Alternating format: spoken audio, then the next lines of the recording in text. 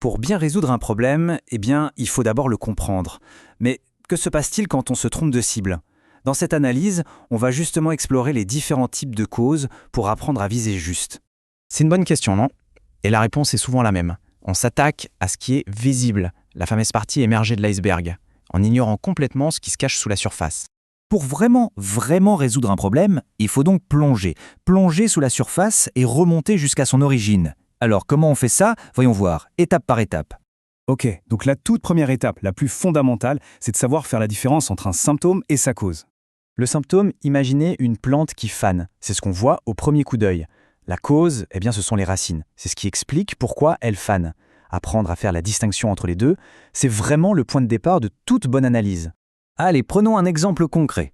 Une baisse de performance dans une équipe. Ça, c'est le symptôme visible. Mais si on creuse un peu, on découvre que la cause réelle, c'est une mauvaise organisation. Et la conséquence de tout ça, une perte de confiance générale et des résultats qui, forcément, ne sont pas au rendez-vous. Et tout l'enjeu est là. On n'arrose pas les feuilles d'une plante qui a soif, n'est-ce pas? On arrose ses racines. C'est exactement la même chose ici. Une solution qui marche, c'est une solution qui cible la cause et pas seulement le symptôme. Maintenant qu'on sait qu'il faut chercher les causes, il faut comprendre qu'elles ne sont pas toutes de la même nature. En gros, il en existe deux types principaux.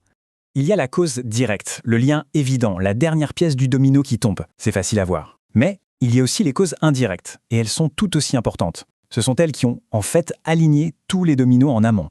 Donc une analyse vraiment rigoureuse ne s'arrête jamais au coupable le plus évident. Non, elle remonte toute la chaîne pour comprendre le contexte, tout ce qui a rendu le problème possible. Et c'est là que les choses se compliquent un peu. Parce qu'en réalité, les causes sont rarement seules.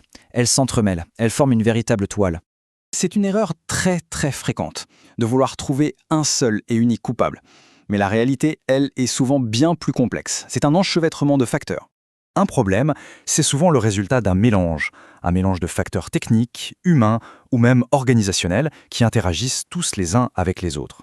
Ces différentes causes, elles s'influencent et elles se renforcent mutuellement.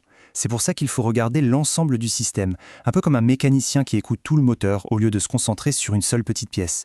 Alors, au sein de toute cette toile de causes, notre enquête doit nous mener à la plus critique de toutes, la plus importante.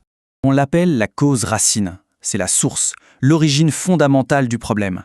C'est la racine qui nourrit tout l'arbre des conséquences.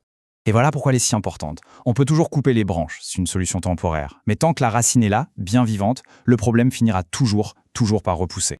Bon, maintenant qu'on a dit tout ça, comment on transforme cette analyse en solution qui soit concrète et surtout efficace? En fait, le chemin est assez clair. On commence par bien distinguer les symptômes des causes. Ensuite, on cherche les causes directes et indirectes. Puis, on analyse comment tout ça interagit pour enfin isoler la fameuse cause racine. Finalement, une bonne solution, ce n'est pas celle qui va forcer la serrure, c'est celle qui utilise la bonne clé. Et cette clé, c'est la compréhension précise de la cause racine. C'est aussi simple que ça. La prochaine fois qu'on se retrouve face à un problème qui semble insoluble, la question à se poser n'est peut-être pas comment le régler, mais plutôt quelle est la véritable cause qui se cache sous la surface. C'est là et seulement là que se trouve la vraie solution.